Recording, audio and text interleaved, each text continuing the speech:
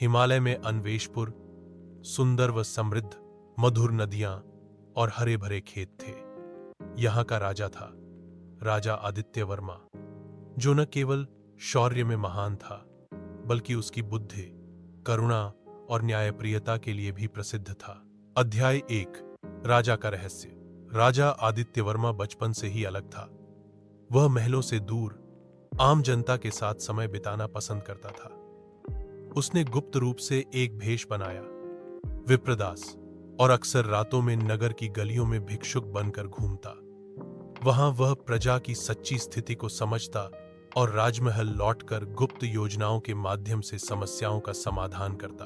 परंतु एक रहस्य था। राजा के जन्म के समय एक भविष्यवाणी की गई थी। जब राजा के जीवन में सबसे बड़ा त्याग होगा, तभी राज्य को परम शांति और समृद्धि मिलेगी। राजा के गुरु वृद्ध योगी त्रिलोचन इस भविष्यवाणी को जानते थे और वह समय का इंतजार कर रहे थे। अध्याय 2, संकट की छाया। एक दिन राज्य में एक रहस्यमयी बीमारी फैल गई। लोग एक एक कर गिरने लगे। वैद्य, हकीम सब असफल रहे।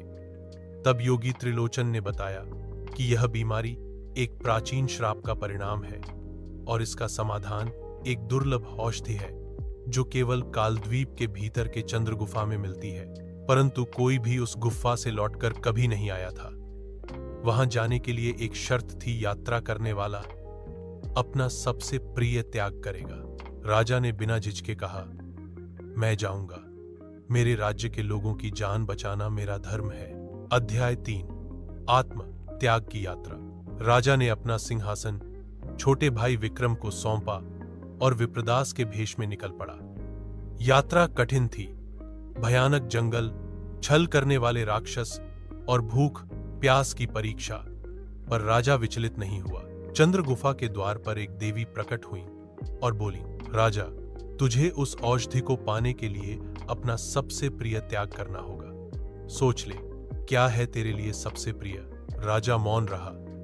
उसने अपनी तलवार, मुकुट और यहां तक कि यादों तक को छोड़ने की इच्छा प्रकट की। देवी बोली, नहीं, तेरे लिए सबसे प्रिय है तेरा स्वत्व, तेरा राजा होना। क्या तू राजा कहलाने का अधिकार छोड़ेगा? राजा ने सिर झुकाकर कहा, यदि मेरी प्रजा बच सकती है तो मैं कभी स्वयं को राजा नहीं कहूंगा। देवी मुस्कुरा उठी, तू सच्चा राजा है क्योंकि तूने राजा होने का मोह त्याग दिया। अध्याय 4, राज्य की पुनरुत्थान। राजा औषधि लेकर लौटा, पर अब वह महल में नहीं गया। उसके भाई विक्रम ने उसे पहचान लिया, पर आदित्य वर्मा ने कहा, मैं अब बस विप्रदास हूं, तुम राजा हो। मैं सच्ची सेवा अब इसी रूप में करूंगा। राज्य में बीमारी समाप्त हो गई। लोग स्वस्थ हुए, पर कोई नहीं जानता था कि जिस भिक्षुक ने उन्हें बचाया वह स्वयं उनका राजा था।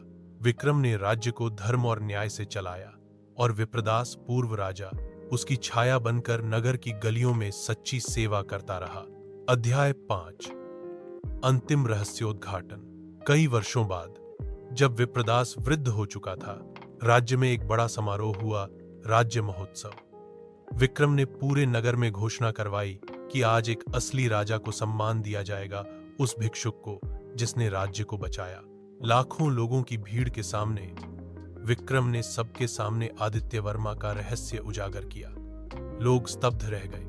विप्रदास ने उठकर कहा, मैं राजा नहीं, केवल एक सेवक हूं, पर यदि तुम सब मुझे राजा कहते हो तो आज मैं अपनी अंतिम आज्ञा देता हूं, अपने भीतर के राजा को पहचानो और धर्म, करुणा और सेवा के मार्ग पर चलो। यही सच्चा राज्य है। यह कहकर वह मुस्कुराया और अपनी अंतिम सांस ली। उपसंहार।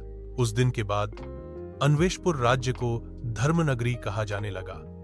वहां के लोग इतने प्रेरित हुए कि उन्होंने राजा शब्द को सम्मान का प्रतीक नहीं, सेवा का पर्याय बना दिया। आज भी हिमगिरी की घाटियों में जब हवाएं बहती हैं तो लोग कहते हैं, जहां सेवक बना राजा, वहां राज्य बना स्वर्ग। अगर आपको कहानी पसंद आई हो तो चैनल को सब्सक्राइब करें और बेल बटन को दबाएं। शुभ दिन।